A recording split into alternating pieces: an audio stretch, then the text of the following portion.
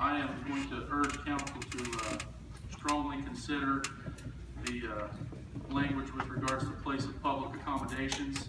I think that is less than perfectly clear, and I encourage council to consider that language and before acting on it. I think there's potential there for some unintended consequences of this particular legislation. I encourage you to think long and hard about that particular vote.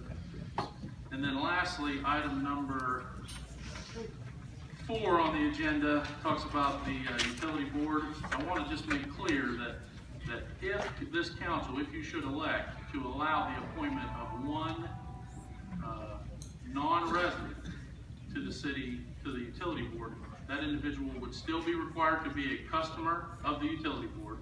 And if this were to pass tonight, we would still have all four other members of that utility board would be residents of the city, the mayor being the chairperson, being a part of that four. So, and talking with the folks on the utility board and the leadership of the utility board, and those of you who've been on council in prior years understand sometimes it's hard to find folks to serve.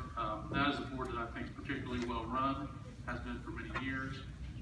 They have a mix of engineers, construction personnel, particularly individual. Right now they're looking for, they would like that individual to have a finance or accounting background.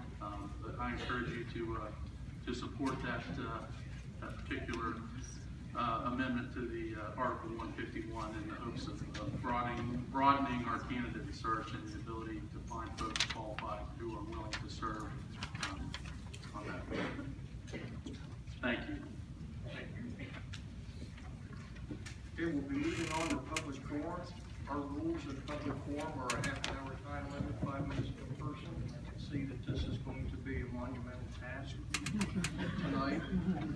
So, in the interest of getting as much as possible, we have basically 2 main groups here, I would assume. Do the groups have some sort of spokesperson that can hit on most of the topics, and then we can hear what individuals want to add to the topics for either group? And instead of 5 minutes, we'll go ahead and do 10 minutes each. So we'll leave time for the rest of the public to add to it. What for you with, sir? I'm the Executive Director of Fairness West Virginia. My name is Andrew Schneider. Okay. I'm Alan Wood. I'm the President of the Family Policy Council. Apologize, we were talking. Just added 10 minutes. With 10 minutes each. We'll try to. How much time do you need? Let me ask that. We mutually agreed that we have with that 30-minute time spot Total. that we would alternate 3 speakers a piece at 5 minutes. So I want to leave time, and council, if you wish, we'll do that for you two. And if there's anybody who wants to add to that or supplement it, perhaps council will see take the vote and see if we can extend it for you as well. So we'll try it this way. And who would like to go first? We talked about it. You gave me the chance to go first. Okay, would you state your name and address for the record, please? My name is Andrew Schneider.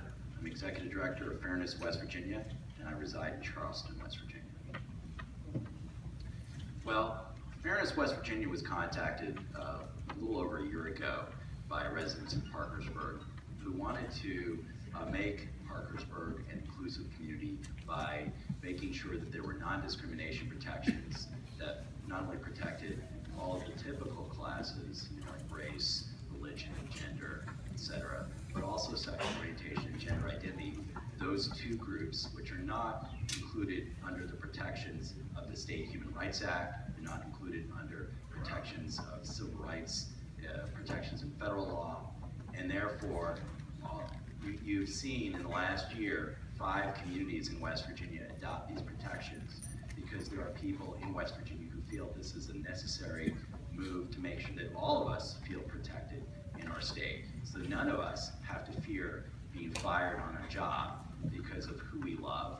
No one has to fear being turned away from housing or rental properties because of our sexual orientation, and no one has to fear about being turned away from a restaurant, a hotel, or any public accommodation because of our sexual orientation.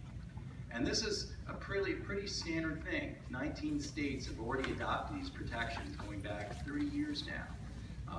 Arguably one of the most liberal states, Massachusetts, has done this. And arguably one of the most conservative states, Utah, has already done this.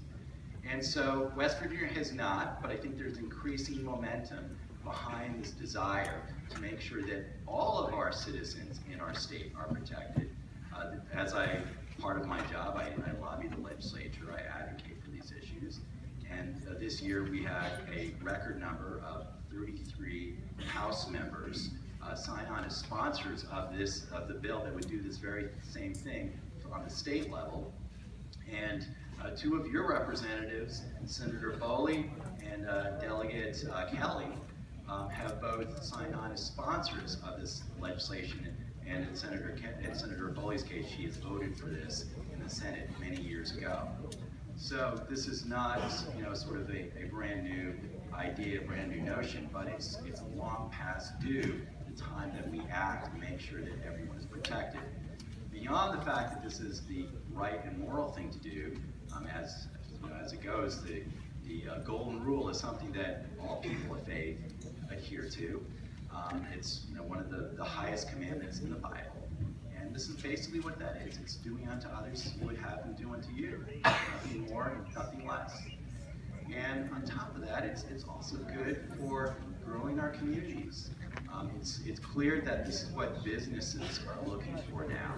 97% of Fortune 500 companies have LGBT non-discrimination policies, and now they base their decisions on where to locate a branch or an office based on what communities, what places are inclusive, because they also have the obligation of attracting the best and brightest talent to work for them. So if they reside in a community that no one wants to move to because they feel that there's a chance or risk of discrimination, they're going to have trouble doing business in that community. So it makes perfect business sense. But also, I think we see here in Parkersburg, as we see in the rest of the state, this idea of people leaving the state in droves, particularly young people. And part of the reason, talking to young people, is that they feel like the place where they're from is not inclusive enough. They want to go to the big cities where they feel that there is no fear of discrimination, where it's more diverse. And we want to make sure that we telegraph and broadcast to those folks that West Virginia is a great place to live, that they should leave. And this would go a long way towards that goal of making sure that our talented young people stay in West Virginia and don't leave, and that families realize that Parkersburg is a great place to raise their family, free of any kind of discrimination worry. Now, I've heard concerns about the public accommodation part. Well, this is standard in these laws. This does not have anything to do with bathrooms. You are going to hear, I'm sure, from several folks who claim that this will have a danger of leading to attacks in bathrooms. Nothing could be farther from the truth. The purest, I would say, defense of my position is just looking at the record of these laws that exist in 19 states. This exact same type of ordinance that you're looking at has already been done in 19 states. And in none of those instances has an attack in a bathroom have ever occurred because of such a law.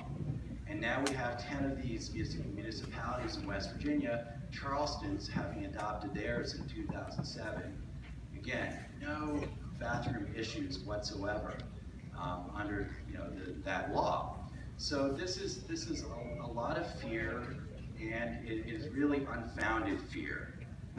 In fact, according to current law, without these ordinances, anyone can use the bathroom of their choice. A transgender woman, for instance, can use the women's restroom, and there's no law barring her from doing so. In fact, there's only one state that has such a law that bans the use of public restrooms, according to your biological sex, and that's North Carolina. And when you think about it, North Carolina's law is indefensible. How can you actually police that in the bathrooms, stop talking out there. People's genitalia? I mean, it's just an it's a ridiculous notion. And as you see, there's a lot of pushback for what North Carolina did, because essentially they passed a bill that passed a law that is symbolic in its hatred. And as a result, the governor, who was largely out in front of that issue, ended up losing his re-election bid. But on the other hand, you look at the representatives who supported non-discrimination, particularly LGBT non-discrimination, like Senator Boley from this area and Delegate Kelly, and they both won re-election. So we've reached a time, thankfully, when this is not the political hot potato that it used to be. The people the majority of West Virginia, 68% now, believe that it's long overdue, that we treat everyone fairly, that we don't discriminate in housing, in employment, and public accommodations. And that's what I ask this council to support this evening. And Mr. Mayor and City Council members, I thank you for your time. I thank you for considering this issue.